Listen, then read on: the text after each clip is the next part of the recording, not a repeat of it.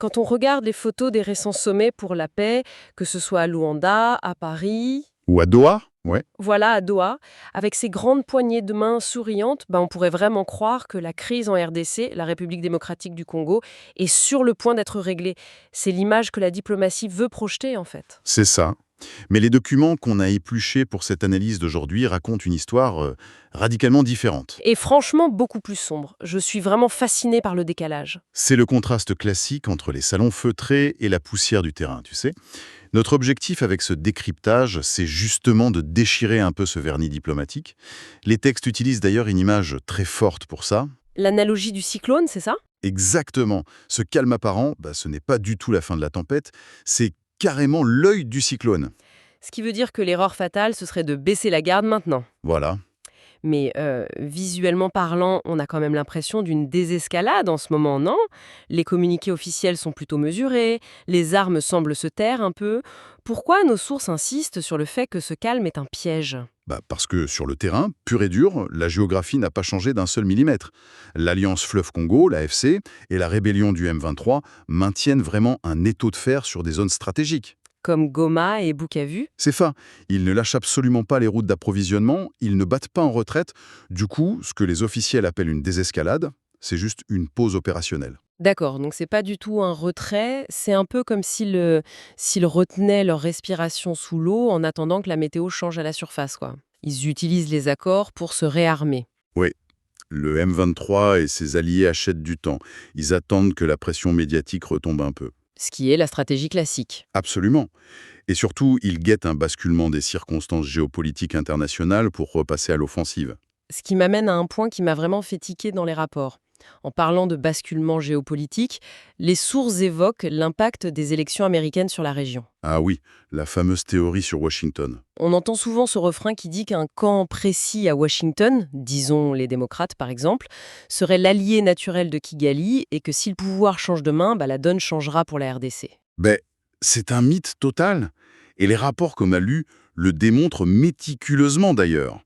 Croire qu'un parti politique américain va modifier sa stratégie en Afrique centrale par pure idéologie partisane, c'est une méconnaissance profonde des relations internationales. Donc au final, ça ne changeait rien. Que ce soit sous Biden, sous Trump ou n'importe qui d'autre, ce sont les intérêts pragmatiques des États-Unis qui priment en fait.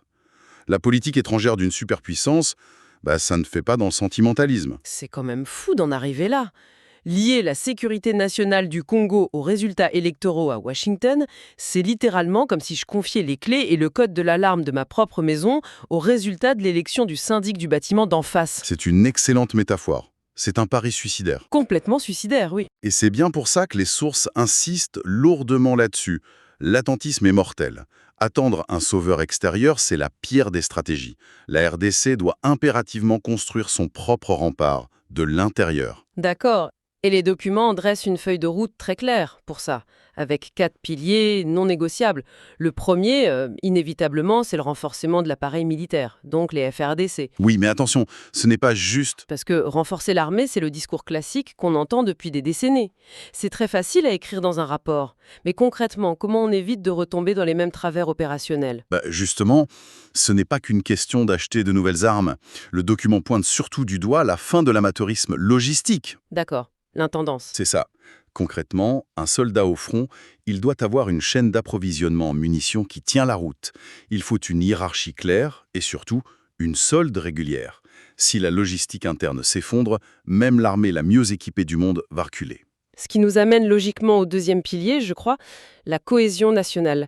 Parce que si les institutions ou l'armée montrent des failles, Bah, c'est toute la société civile qui se fracture. Et c'est exactement la faille que le M23 exploite. Les rébellions se nourrissent des divisions politiques internes. Le texte souligne qu'une classe politique congolaise divisée fait littéralement le travail de l'agresseur à sa place. C'est terrible dit comme ça. Ouais.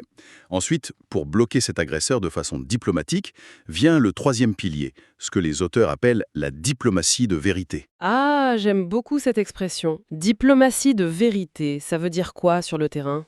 Fini les simples accords de principe où tout le monde se sourit pour la caméra. Absolument fini. Les mots ne suffisent plus. Une diplomatie de vérité, c'est imposer des mécanismes de vérification stricts, physiques et indépendants. Des preuves concrètes, en gros. Exactement. Si un groupe armé ou des troupes étrangères promettent de se retirer à 50 km, bah, il faut des inspecteurs sur place pour prouver qu'ils ont vraiment franchi la ligne. C'est la fin de la confiance aveugle. On signe plus un bout de papier juste pour le plaisir de signer, en fait. Et le quatrième pilier vient boucler ça avec la gestion des risques, c'est bien ça? Voilà.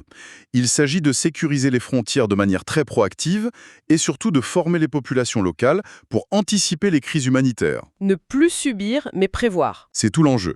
Donc, si on résume la position de nos sources, la guerre est peut-être étouffée sous des communiqués de presse bien lisses en ce moment, mais elle est très loin d'être terminée. Elle est juste en pause. Ouais. Et la survie du Congo passera par lui-même, pas par la communauté internationale. L'illusion de la paix est actuellement le plus grand danger pour la région. Faut vraiment le garder en tête. C'est clair. Ce qui nous ramène à cette fameuse diplomatie de vérité et au besoin absolu de vérification dont on parlait. Pour ceux qui nous écoutent, voici une petite réflexion à creuser. Si on ne peut plus se fier aux simples signatures sur des traités, comment les nouvelles technologies vont-elles forcer la main aux belligérants de demain? C'est une vraie question, ça. Imaginez des accords de paix surveillés en temps réel par des constellations de satellites civils ou même des intelligences artificielles capables de traquer le moindre mouvement de troupes au mètre près. Est-ce que la paix du futur sera garantie non plus par des diplomates en costume, mais par des algorithmes inviolables de surveillance? C'est une question qui donne le vertige et il y a de quoi y réfléchir pour la suite.